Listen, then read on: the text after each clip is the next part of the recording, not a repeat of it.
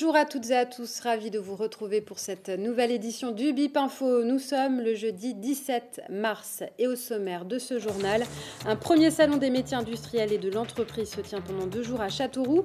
C'est le salon Smile au campus où plus de 450 collégiens participent dans le cadre de la semaine de l'industrie. Nous parlerons de cette campagne d'information sur le cancer colorectal, et oui, parce que c'est Mars Bleu. Et puis nous verrons cette initiative originale de l'ADT avec la 15e bourse touristique qui se tenait aujourd'hui à Châteauroux. Issoudun, capitale de la country, eh bien cela démarre dès demain pour parler de la programmation. Je reçois Gérard Simoncello, le président de la fédération de country et line dance. Dans le cadre de la semaine de l'industrie, 450 élèves participent au premier salon Smile. L'idée est originale. Une entreprise virtuelle a été créée et elle permettra ainsi à tous les visiteurs de découvrir les métiers de l'industrie. Il y aura un fil conducteur, la fabrication d'une lampe de poche. Châteauroux est la deuxième ville à organiser ce salon, le concept ayant été créé en Haute-Savoie. Briec Cavalin. Bienvenue dans Smile, le salon des métiers industriels et de l'entreprise. Aujourd'hui, vous allez découvrir des métiers. Le concept est originaire de Haute-Savoie et pour sa grande première en région, c'est dans les locaux de CCI Campus Centre que l'opération Smile prend place pendant 2 jours. L'idée, c'est d'immerger 450 élèves de 4e au sein des différentes filières professionnelles de l'industrie. Première étape, entrevue avec le commercial avant l'élaboration du projet, jusqu'à la sortie usine du produit finalisé. On est venu dans cette entreprise pour jouer le rôle de client qui voulait commander 2000 lampes pour une expédition en montagne. Et donc on a fait le tour sur plein de métiers qui vont aider à créer cette lampe. Technicien maintenance, les machines qui créent le modelage, tout ça. Et je pensais pas qu'il y avait autant de métiers derrière, je pensais que c'était juste un programme, on met ça dans une machine et puis voilà, mais il y a vraiment beaucoup de boulot derrière. On a appris plein de choses sur comment est-ce que les gens y travaillent, tout ça. On pensait ça plus facile, je pense. En fait, non, c'est pas du tout facile. Sur la fabrication des lampes, je pensais pas qu'il y avait autant de métiers dans l'industrie. Je pensais que c'était juste 2-3 métiers, mais non, il y en a bien une dizaine. Et même plus, car au sein de Smile, l'entreprise reconstituée, 13 pôles métiers sont représentés. Le but de ce salon interactif, c'est de faire comprendre les actions clés menées par chaque salarié, qu'il soit employé de bureau ou sur les chaînes de production. Faire découvrir l'envers du décor qui se cache derrière un objet simple et le fonctionnement d'une entreprise. Comment peuvent-ils imaginer un métier dans l'entreprise industrielle alors que tous ces métiers ont des noms qui sont parfaitement inconnus et qui n'évoquent rien. Technicien méthode, responsable maintenance, bureau d'études sont des métiers qui n'évoquent rien dans l'imaginaire des gamins. A contrario, pompiers, médecins, ils peuvent se projeter. Ils n'ont aucune possibilité de se projeter sur les métiers clés d'une entreprise industrielle puisque leur nom n'évoque pas quel est leur rôle dans l'entreprise. Et puis on pourrait ajouter à ça que le secteur industriel n'a pas forcément une très bonne notoriété, notamment auprès des jeunes. Pourtant, même si les emplois industriels ont tendance un petit peu à diminuer, il y aura toujours des entreprises industrielles et ces mêmes entreprises industrielles ont toujours besoin de recruter des jeunes talents. 23 entreprises indriennes participent activement à l'opération en mettant 50 professionnels salariés à disposition sur le site pour expliquer leur quotidien. En binôme avec des étudiants en formation, ils font prendre conscience aux jeunes du potentiel métier déjà existant au sein du tissu industriel local, mais aussi des formations proposées sur le département. Avec 160 salariés et près de 30 millions d'euros de chiffre d'affaires, Stéphane est venu expliquer le rôle de directeur d'entreprise et faire tomber des préjugés. Parce qu'on se fait toujours une idée un peu, voilà, le patron qui est là-haut, on ne sait pas trop ce qu'il fait. C'est vrai, il est vraiment au carrefour de tous les métiers qu'il y a dans la société. Il est au sein de toutes ces décisions-là. Alors pas seul, comme je l'ai dit, il travaille avec une équipe, il a souvent un comité de direction, ce sont tous les chefs de service. Mais il a effectivement cette décision de prendre un produit, de lancer une fabrication, d'embaucher, de rentrer des machines. Et comme je leur explique, le projet Smile, c'est un petit projet de 3000 lampes, mais dans la vraie vie, on peut se retrouver à prendre des décisions pour 1 an, 5 ans, 10 ans, 15 ans. Donc c'est des choix qu'il faut faire en connaissance de cause, en ayant tous les tenants et les aboutissants en main pour assurer toujours la pérennité de l'entreprise et de préférence aussi sa prospérité, pour créer de l'emploi. Clou du spectacle, au terme d'un parcours de 2 heures, les collégiens ont droit au passage dans le showroom destiné à présenter les savoir-faire du territoire, souvent issus des technologies à la pointe de l'innovation. Après une 50aine de demandeurs d'emploi participeront à l'expérience, de quoi susciter des vocations sur une filière porteuse. Les modifications apportées au projet de loi n'ont pas satisfait les lycéens et les étudiants qui ont décidé de maintenir leur manifestation. Ils ont donc manifesté à Châteauroux et dans d'autres grandes villes de France, avec quelques dérapages dans la capitale aujourd'hui. Et puis samedi, à l'appel des jeunes agriculteurs et de la FDSEA, les agriculteurs se rassembleront à partir de 13h30 devant la sous-préfecture du Blanc pour le départ d'une marche silencieuse en mémoire de l'agriculture, disent-ils. Les participants seront tous vêtus de noir. La suite pour les Fénois, très noir aussi, après une réunion lundi soir en présence de 242 salariés licenciés de l'usine de Lac et de leur avocate Nathalie Compagnolo. Le comité d'entreprise a décidé de saisir le Conseil d'État. Les salariés se battent désormais pour faire annuler le PSE.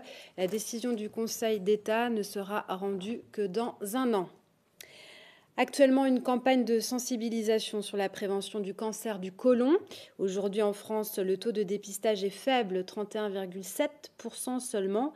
Et si le cancer est suffisamment détecté tôt, 9 cas sur 10 peuvent être guéris, soignés. D'où l'importance de se faire dépister. La médecine compte sur le nouveau test immunologique, beaucoup plus simple, pour faire augmenter justement le taux de participation. Le point avec David Derbeck. Bonjour. Si vous êtes arrivé jusqu'ici, c'est que votre médecin vous a remis cette enveloppe. Le moment est donc venu pour vous de faire le test de dépistage du cancer colorectal. Vous allez voir, c'est très simple. Il a causé près de 17 500 décès en France l'année dernière. Le cancer colorectal est l'une des principales causes de mortalité dans l'Hexagone. Toutefois, ce fléau peut être vaincu s'il est dépisté à temps. Il est pour cela préconisé un test immunologique. C'est un dépistage qui est proposé à la population à partir de l'âge de 50 ans jusqu'à l'âge de 74 ans.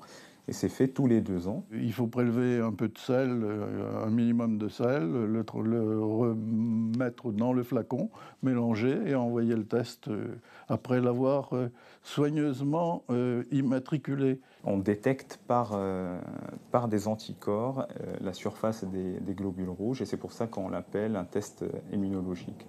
On est passé aujourd'hui à 1000 tests semaine, donc c'est beaucoup.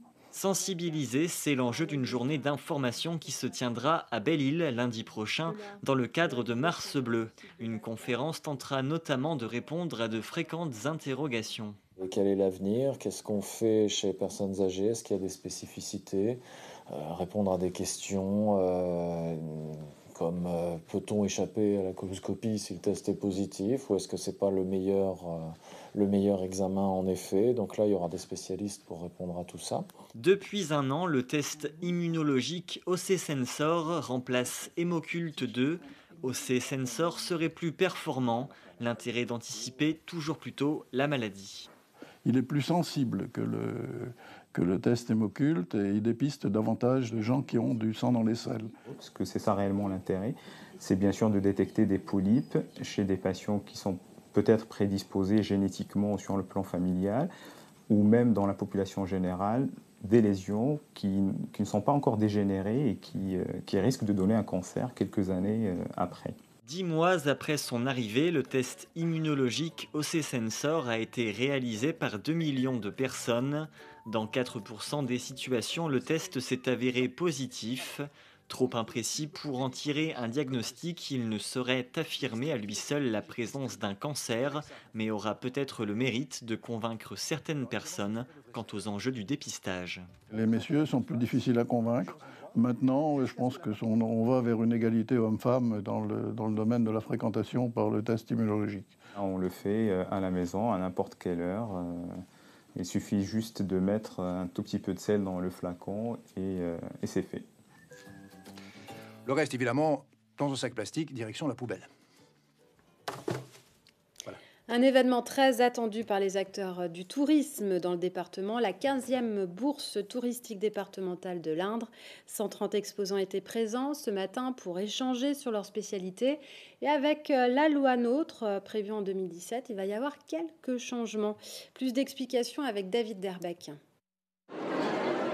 La 15e bourse touristique départementale de l'Indre s'est tenue ce matin à Châteauroux. En quoi consiste-t-elle ? Cette bourse touristique donc, est mise en place pour que tous les prestataires touristiques du département, mais même de la région, puisqu'on a 130 exposants aujourd'hui, viennent s'échanger leur documentation par rapport à leur territoire. Et puis également, c'est un moment d'échange entre les personnes qui peuvent se donner des idées, qu'ils pratiquent sur leur région, pour que les autres les appliquent chez eux, pour faire venir le flux touristique vers leur structure. La loi NOTRe, nouvelle organisation territoriale de la République, entrera en vigueur le 1er janvier 2017. La compétence tourisme sera partagée entre intercommunalités, départements et régions. Il faudra travailler ensemble, apprendre à se connaître. Force est de constater que le déclic opère déjà entre acteurs touristiques du territoire.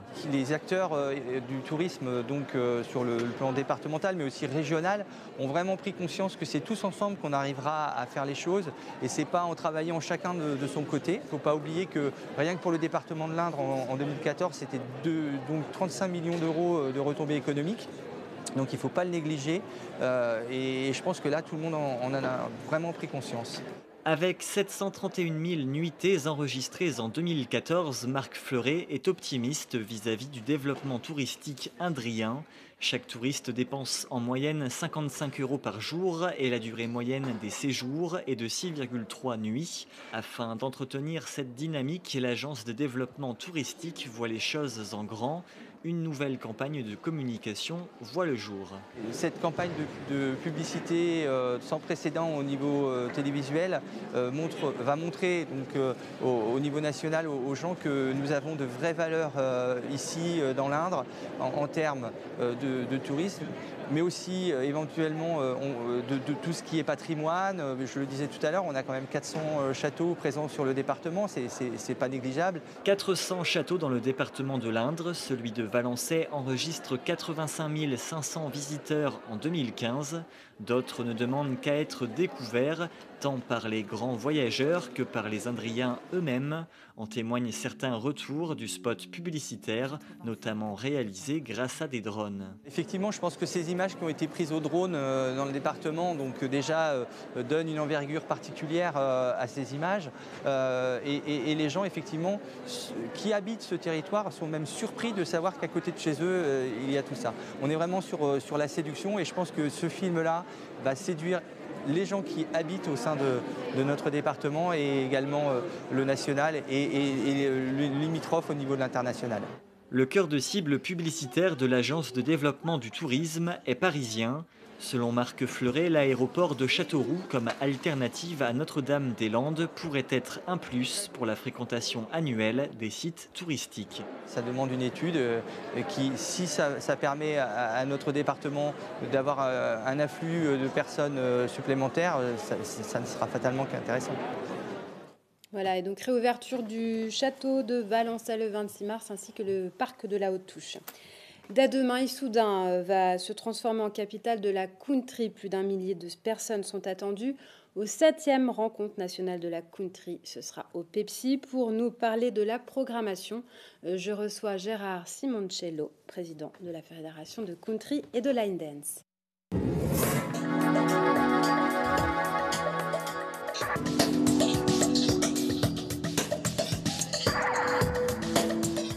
Bonjour et bienvenue Gérard. Bonjour. 7e édition, ça montre encore l'engouement des personnes pour cette danse de la country.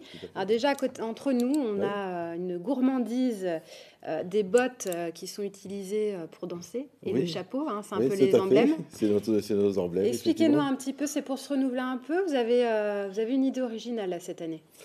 Oui, enfin sur les bottes, oui, on a voulu... on s'est dit, on voulait faire quelque chose, un truc fun, je dirais, avec quelqu'un de local. Parce que c'est 7e rencontre, depuis même la première édition, on veut faire travailler le local, principalement. Et nous avons donc un boulanger, pâtissier, chocolatier qui nous suit depuis quelques années. Et on lui a donné ce challenge. Nous, on avait cette idée. Lui, il avait la compétence. Et... ce truc fun, on l'a fait ensemble et puis voilà, on a ce petit beau résultat en chocolat vraiment spécifique, un produit d'Issoudun et unique et créé par la fédération. Donc les gens pourront ramener un souvenir. Oui, tout à fait. Il y en aura donc il y en aura plusieurs exemplaires sur le Pepsi samedi, effectivement. Très bien. Alors, il y a une synergie qui est créée. Vous voulez faire aussi travailler les acteurs locaux. Oui. Je pense à un partenariat avec la Croix-Rouge. Oui, il y a la Croix-Rouge, il y a 2-3 commerçants, des traiteurs. Le lycée Saint-Cyr aussi. Le lycée Saint-Cyr avec des jeunes qui s'auto-testent en faisant ils tiennent la boutique de la fédération. Ils ont une journée de stage en live, direct, avec deux enseignants qui vont les suivre. On a au niveau boisson notre fidèle atelier de la bière, Franck Bellon qui assure la bière sur tout le festival depuis la première édition. Donc, puisqu'on a créé un label éco-country au sein de la fédération, développement durable, social et culturel, je dirais, et je dirais 80% de ce qui se fait lors de ces rencontres vient du département, du local et du département. Oui. D'accord. Alors la programmation, elle reste un peu identique aux années précédentes. Oui, tout à fait, oui. Workshop, spectacle de danse, la soirée country. Par contre, il y a une nouveauté dans le stage de danse. Vous avez un petit peu dans les les workshops, en fait, se déroulent sur la piste du Pepsi jusqu'à présent, le samedi matin et le dimanche matin, où là, différents chorégraphes présentent des nouvelles chorégraphies à tour de rôle. Et vu l'engouement aussi de ce workshop, et puis que la musique country se développe vers la musique extra-country, je dirais, à cause du timing serré, il a fallu trouver une deuxième piste, et c'est au dojo de Diderot qu'on a aménagé en fait une salle de danse pour la musique extra-country. Oui. D'accord. Il y a 2 ans, vous vouliez des formations pour les animateurs, c'est chose faite? Oui, on a développé la formation instructeur, comment donner un cours de danse country. Ça n'existait pas. Il y en a qui bricolent, mais là, on l'a institué par la fédération. On a fait des tests dans plusieurs villes. On a fait le module d'examen aussi. On a créé l'examen. Tout ça, c'est bien parti. Et maintenant, on l'a bien finalisé. Et on a une idée vraiment maintenant d'officialiser professionnellement ce cursus. Là, ça va être une longue étape, une longue démarche administrative à opérer. Mais on a tout créé puisqu'il n'existait rien. Et vous avez dans l'idée de créer un centre, vraiment? Ah, moi j'aimerais bien, oui, que Issoudun, oui, on voudrait qu'à Issoudun, ça soit à pied à terre du centre de formation. Après, qu'il puisse aller s'exporter ailleurs en France, ok, mais que Issoudun, la structure de formation, la mise à jour aussi des modules de formation, se travaille à Issoudun, et que Issoudun accueille sur plusieurs moments dans l'année des formations pour que les gens viennent se former à Issoudun à des dates bien fixes. Oui, tout à fait. D'accord. Oui. Alors vous avez vos fidèles qui connaissent parfaitement bien le programme et qui seront là. Pour les gens qui ne connaissent pas, les téléspectateurs qui ont envie de venir vous voir, dernière question, temps fort, qu'est-ce que vous leur recommandez? Enfin, je dirais temps fort, il y en a tout le temps. Je dirais. Mais vraiment, il y a 2 grands temps forts, je dirais, pour découvrir et comprendre et vraiment voir cette ambiance. C'est demain soir avec des artistes qui nous accueillent. C'est vraiment, ça va être hyper convivial. Et puis là, en plus, ça va pas être, ça va être que du live, vraiment en direct, de l'improvisation directe, des artistes qui se retrouvent et qui on leur a demandé de jouer ensemble, alors qu'ils ne jouent visuellement pas ensemble. Donc c'est un challenge aussi pour eux. Ça va être un temps fort, et vu le succès de l'année dernière, on s'attend à quelque chose de magnifique cette année, parce que maintenant ils savent comment ils ont fait ça l'année dernière, donc cette année ils vont se peaufiner. Et le deuxième temps fort, c'est la finale des Master Team demain après-midi. C'est les meilleurs groupes de démos qui se sont qualifiés en région et qui s'affrontent, gentiment je dirais, mais qui se retrouvent sur la piste demain après-midi, entre les niveaux débutants, intermédiaires et chauds. Il y aura des enfants dans les équipes aussi, et là il y a toute la créativité autour de la musique et de la danse, et des costumes, chaque équipe. Ce sera samedi après-midi. Samedi après-midi, oui. Donc à partir de 14h, 15h30 jusqu'à 17h, c'est un spectacle. C'est pour ça que depuis le début de ces éditions, on a mis les places en gradin pour que les gens puissent s'asseoir et regarder pendant 3 heures ce spectacle. C'est un spectacle. Merci Gérard d'être venu nous voir, et puis très bon festival à vous. Oui. On vous fait confiance. C'est la fin de cette édition. Dans un instant, le point sur la météo pour la suite de vos programmes. À 18h55, retrouvez Top Chrono, animé par Laurent Forta. Il sera question d'une course de Solex à Sainte-Sévère. Du sport toujours avec à 19h le Berry Match sur la thématique Le tennis fait débat. Et oui, à 20h50, un documentaire qui s'intitule Saisir un patrimoine incertain. Prochain rendez-vous avec l'info demain à 18h30. Passez une très bonne soirée sur BIP TV.